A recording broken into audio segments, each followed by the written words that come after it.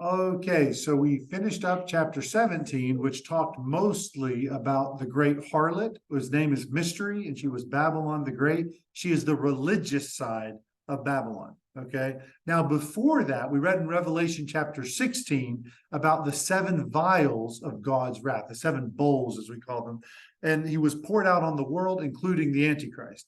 And those ended with the world uniting under the Antichrist and standing against Jesus, and Jesus pouring out his judgment. So in chapter 17, which we, like I said, just finished, an angel took John back to say, let me show you what happened to this great harlot and how she was judged. So each of these pieces of Revelation, they're written sequentially, but then we got to go back and focus on a different aspect of it, okay? So he showed the rise in power of this religious system and the ultimate destruction of this religious system that pretended to be the bride of Christ, but she was unfaithful. She did not have any love for Christ. She was the great harlot, right? So initially, she was supported by the 10 kings, supported by the Antichrist, and ultimately, through God's will, was destroyed by them. Now, this evil religious system, I suggested from that passage in Zechariah that perhaps this religious system would physically have a headquarters in Babylon. And I believe that it absolutely will, in my view. And I'm going to read a number of passages at some point during the study of this chapter to kind of show you why I hold that view. And she is in the city of Babylon before she's stripped of her power by these 10 kings and the Antichrist. Now, although we can't be dogmatic, all right, about this, because again, there are different views on whether this Babylon, this city, is actually rebuilt or not. But if some place is the center of all the religions of the world, you would imagine that it would also become pretty important politically. If you were to go and say, I don't know, let's use the Vatican, for example, lots of people go to see the Vatican. And because of that, there's a lot of power that goes with that. And for many years, the Catholic Church had a lot of influence over world powers, and it still does today. Now, I don't believe that the Catholic Church, even in its history, is going to hold a candle to this false religious system during the first half of the tribulation in regards to power, right? But Babylon, again, Mystery, which we talked about with the great harlot, her name was Mystery. Is she part of the city? Is she not? We can't be sure. But Babylon, I do not believe, represents the name of another city. I have heard some people say it's Washington, D.C. That's where all the evil is coming from today. And, if you watch the news, you might believe it. But I don't think that is what we were talking about when we're talking about Babylon. Some people have suggested the actual Rome. I don't believe so. I think Rome existed during the time of John, but he was told it's going to be Babylon. Right? I believe that it's not going to be New York. I don't believe it's going to be any of those cities. I think it's going to be Babylon. That would make sense since everything started in Babylon. Right. It all started in Babylon. There's going to be even more to it than that, right? So starting here in Revelation 18, verse 1, we'll read, it says, after these things, I saw another angel come down from heaven, having great power, and the earth was lightened with his glory. So after that angel of Revelation 17 showed John the destruction of the great harlot by the will of God through these 10 kings, another angel shows up to show him something else. So keep in mind, we mentioned this last time, the world loved the harlot, but they were happy to see her destroyed. We're going to see this Babylon is going to be destroyed not by the 10 kings, but by God himself. And we see that this Babylon, when it's destroyed, the nations of the world are going to mourn the falling of this Babylon. They're going to be very, very sad.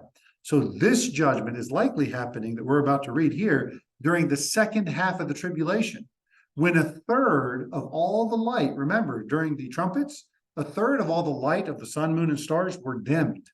But this angel shows up, and his pronouncement is great, and his light shines, lighting up the whole world. So this is no mystery to the people who are on the earth.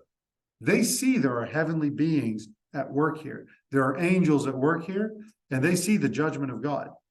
So what do we see? What does we hear this angel say in verse 2? He says, and he cried mightily with a strong voice, saying, Babylon the Great is fallen, and has become the habitation of devils, and the hold of every foul spirit, and a cage of every unclean and hateful bird. So the beast isn't mentioned here, nor the 10 kings. This chapter is all about the fall of this corrupt political system. Remember, politically, the final kingdom is a mixture of what? Of man and demon, right? The 10 kings come together, the evil spirits come together from those that have the fallen angels that have followed Christ.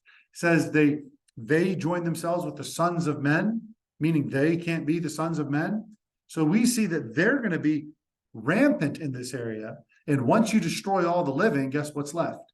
The spiritual beings, right?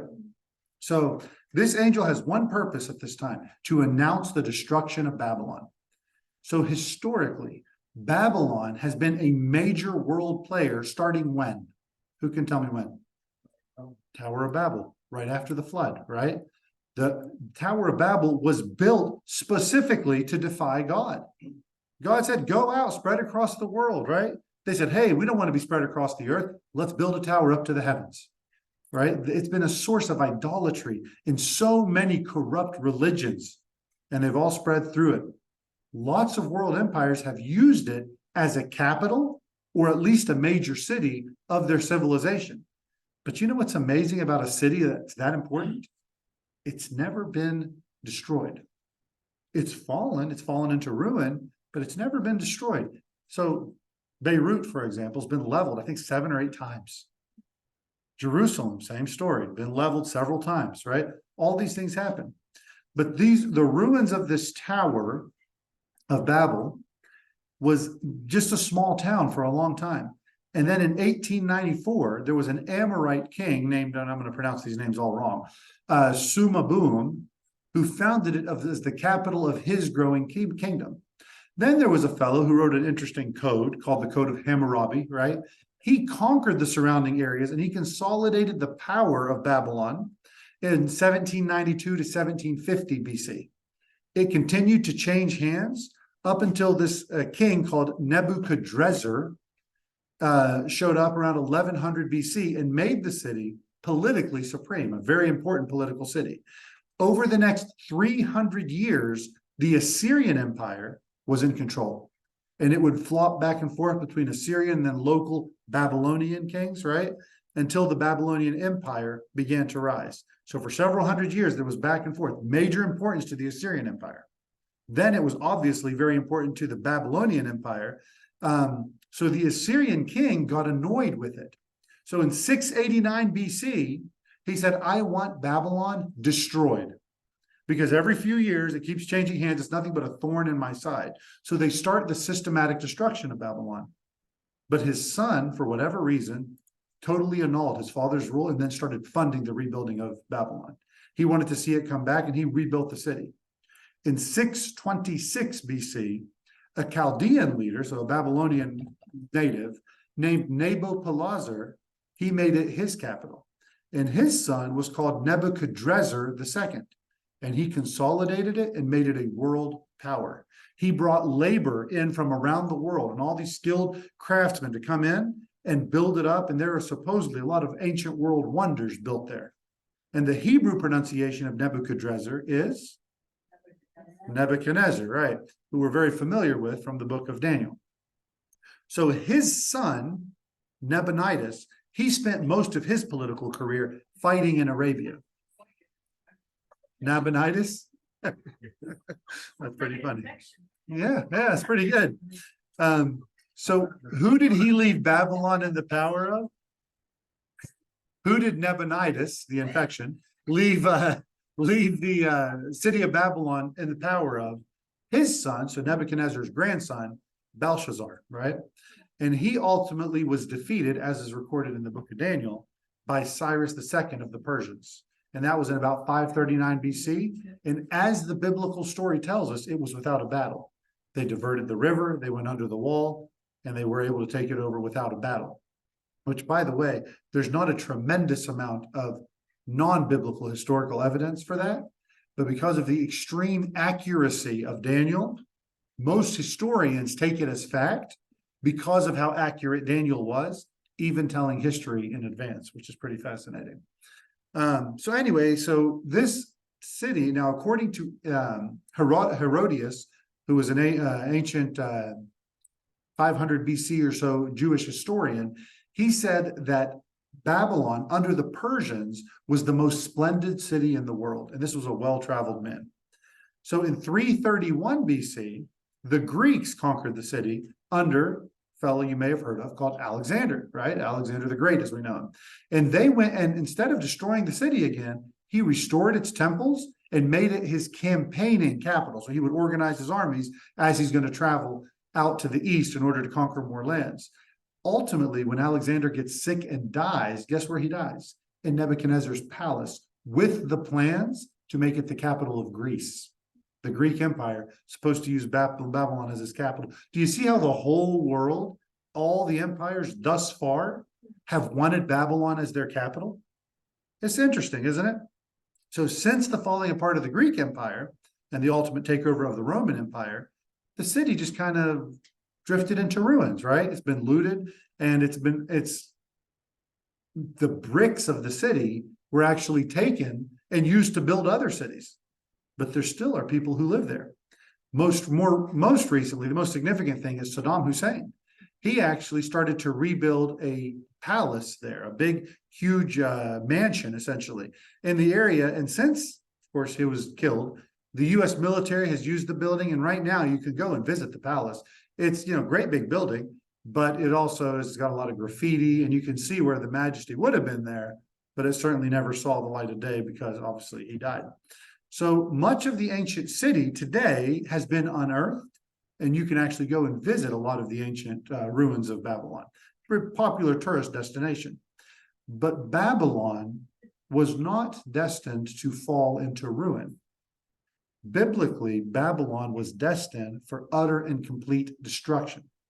So even though it's changed hands from Assyrian to Babylonian to Persian to Greek and ultimately to no one, it has never suffered a sudden and swift destruction. Every single world empire up till the Romans was extraordinarily interested in making Babylon its capital, right? The major source of its power, at least not yet. And I believe the Roman Empire is still going to be interested in it under the renewed Roman Empire. So why does Babylon matter? Well, Babylon has always been the symbol of opposition of the people of God, particularly of the Jews. So that woman called wickedness, that corrupt religious system empowered by the Antichrist, she moves her headquarters, or is moved, I should say, to this land of Shinar, this Babylonian area. So that religious system, as we read before, has been destroyed. And we're going to still see some remnants of its destruction in this chapter. But this place, this political place, and again, not everyone holds this view, but if the city of Babylon is truly as important as I believe it yet will be, it's going to be a main staging ground for the Antichrist. And you're going to see it be a very interesting location where armies, massive armies from the east are going to come, whether it's friend or foe, we don't know, but it would be a very central place along the lines, because remember, we have to wait till the Euphrates is dried, right? As it's coming this way, to stage some kind of peace talks with these people, or perhaps these armies that come end up being part of the destruction of Babylon. We don't know, but we do know that it would be a very important place for these armies to meet at on their way to Jerusalem, or more specifically to the Valley of Megiddo, which is, of course, what we call Armageddon, right? So all this is heading in that direction. So throughout the entire Bible, we have seen Babylon in prophecy over and over and over again. The only city you're going to see much more prophesied about is Jerusalem. Like Babylon is very heavily prophesied about. And it says that when the destruction of Babylon comes, no one will ever live there again. So we're going to read a handful of passages here if we have time, but I don't know if we'll get through it all tonight. But in Jeremiah chapter 50, first passage we'll look at is verse 35 to 40. It says, A sword is upon the Chaldeans, saith the Lord, and upon the inhabitants of Babylon, and upon her princes, and upon her wise men. A sword is upon the liars, and they shall dote. A sword is upon her mighty men, and they shall be dismayed. A sword is upon her horses, and upon their chariots, and upon all the mingled people that are in the midst of her. And they shall become, no offense, as women. A sword is upon her treasures, and they shall be robbed. A drought is upon her waters, and they shall be dried up. For it is the land of graven images. It's going to be the land of false religion. And they are mad upon their idols. Everything is fixated on their false religion. Therefore, the wild beasts of the desert and the wild beasts of the islands shall dwell there, and the owl shall dwell therein.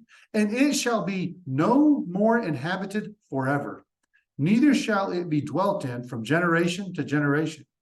As God overthrew Sodom and Gomorrah and the neighbor cities thereof, saith the Lord, so shall no man abide there, neither shall any son of man dwell therein. How clear could you make it that nobody could live in Babylon? Like if you really wanted to convey that idea that Babylon will be destroyed and no human will live there, how else could you say that? I think you pretty much said it, right? So this prophecy in Jeremiah matches the prophecy we're reading here in Revelation, right?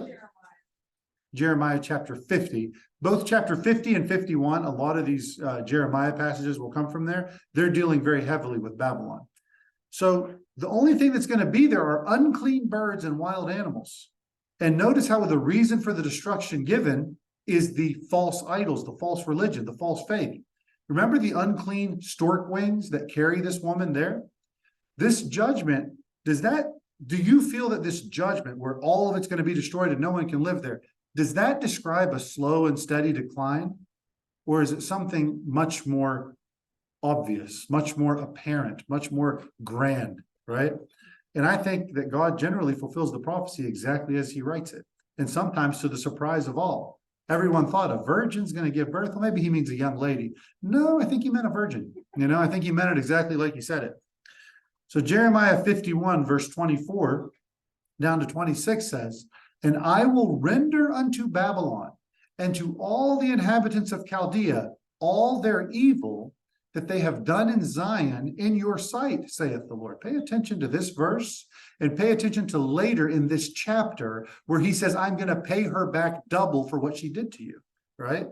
He says, I will render to Babylon to all the inhabitants of Chaldea all their evil that they have done in Zion in your sight, saith the Lord. Behold, I am against thee, O destroying mountain, saith the Lord, which destroyest all the earth.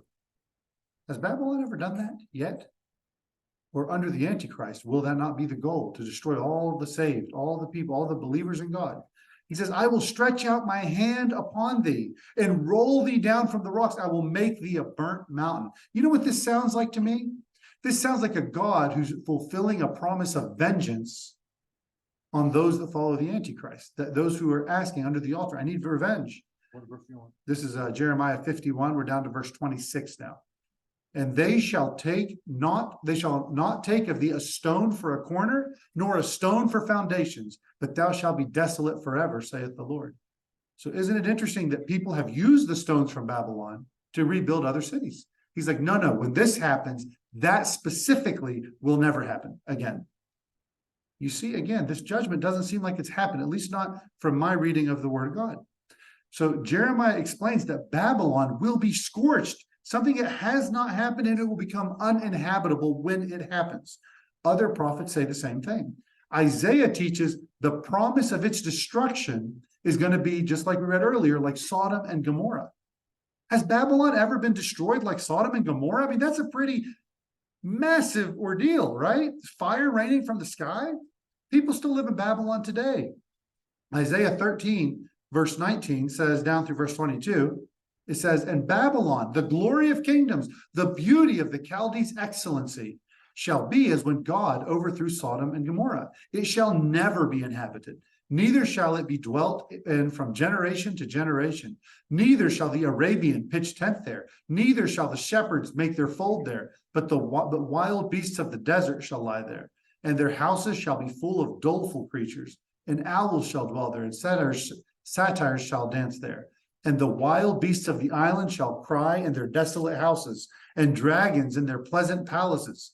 And her time is near to come, and her days shall not be prolonged.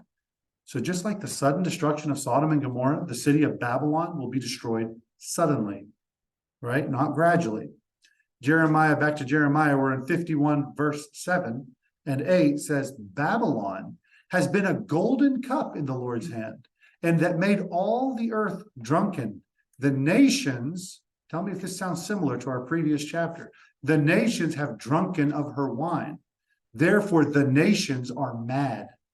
Babylon is suddenly fallen and destroyed. Howl for her, take balm for her pain. If so be she may be healed, are you going to save her? Remember, everyone committed fornication. Everyone was involved in this. So look at the similarities from Jeremiah to the similarities that John tells us here in Revelation, speaking of the same events. Now, the prophecies given to John were in the New Testament, and he talked about it as a yet future event. Babylon was completely irrelevant in the time of John, yet John was still looking for the future destruction of Babylon.